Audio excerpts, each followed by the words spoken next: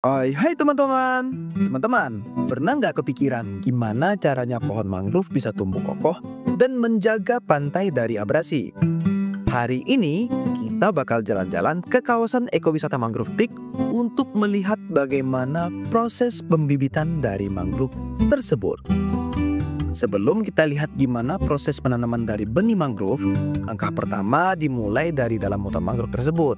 Disinilah benih-benih atau yang disebut dengan propagule atau sejenis buah dari mangrove dikumpulkan.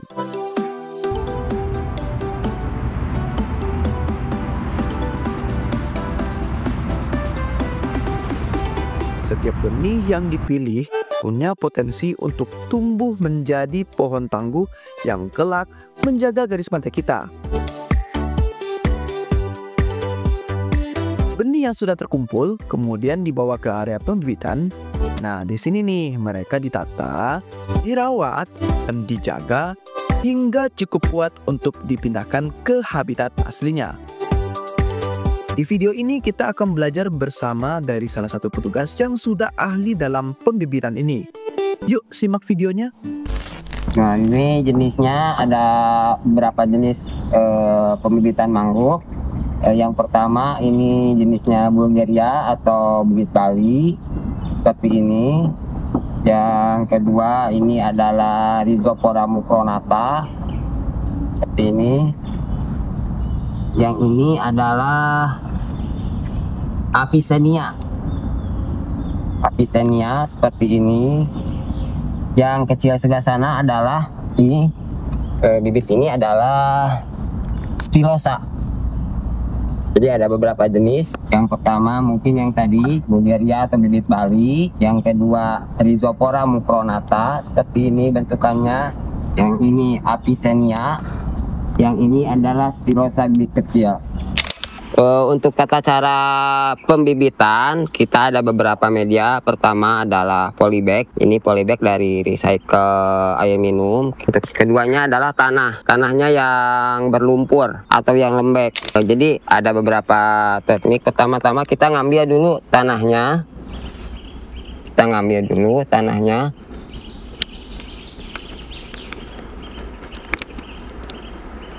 Dikira-kira penuh aja.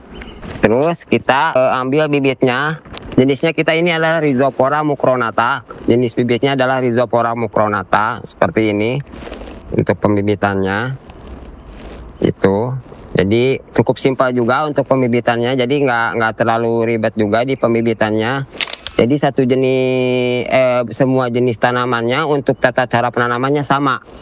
Seperti ini. Kalau perawatannya kita cukup dengan air aja mungkin di sini. Jadi kita pembibitannya di dekat lahan yang ada airnya, baru kita bisa ngebibitin di sini.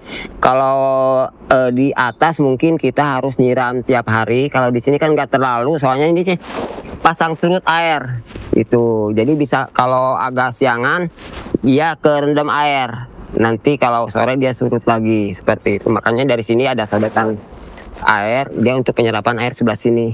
Nah, ini contoh pembibitan yang baru dikerjakan sama PJLP dari bidang kehutanan dan ekowisata seperti ini.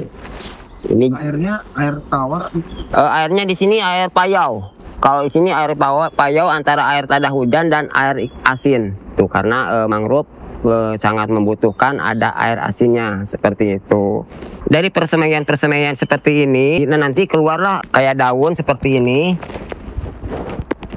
Dia udah berdaun, dia udah bertunas seperti ini. Dia udah bertunas dan udah berdaun juga. Nah, ini dipastikan hidup dan untuk beberapa bulan kemudian seperti ini.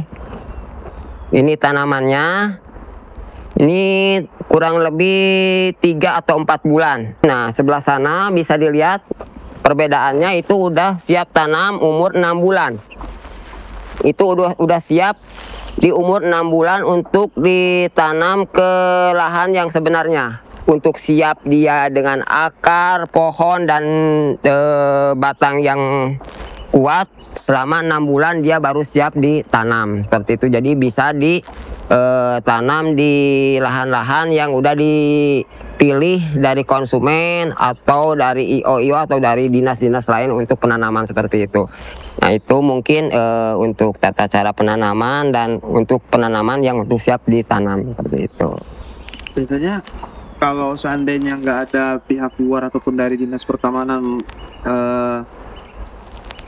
ada permintaan untuk menanam mangrove, biasanya itu yang udah gede ini tuh dikemanain? Ditanam aja? Karena kita ada target untuk penanaman per tahun. Seperti sekarang dari bidang kehutanan itu dia menargetkan 50.000 tanaman.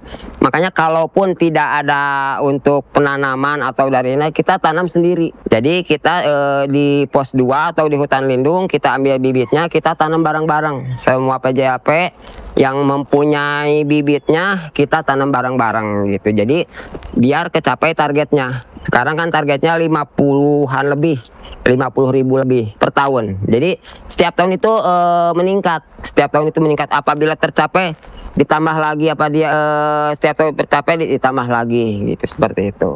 Nah ini untuk penanaman yang kemarin anak sekolahan yang program dari Pak Gubernur. Di sini karena kekeringan, jadi nggak semua tanaman itu hidup. Nanti kita dilihat kalau udah musim hujan, nanti kita sulam ulang. Berapa yang hidup, berapa yang mati, nanti kita disulam ulang atau diganti dengan yang baru. Gitu seperti ini bisa dilihat nanti dari 30 ini berapa yang dia bisa tahan hidup, berapa dia yang mati, nanti kita sulam ulang. Seperti itu Pak. Jadi teman-teman, dari satu propagul kecil bisa lahir pohon mangrove yang kokoh dan bermanfaat besar untuk kehidupan.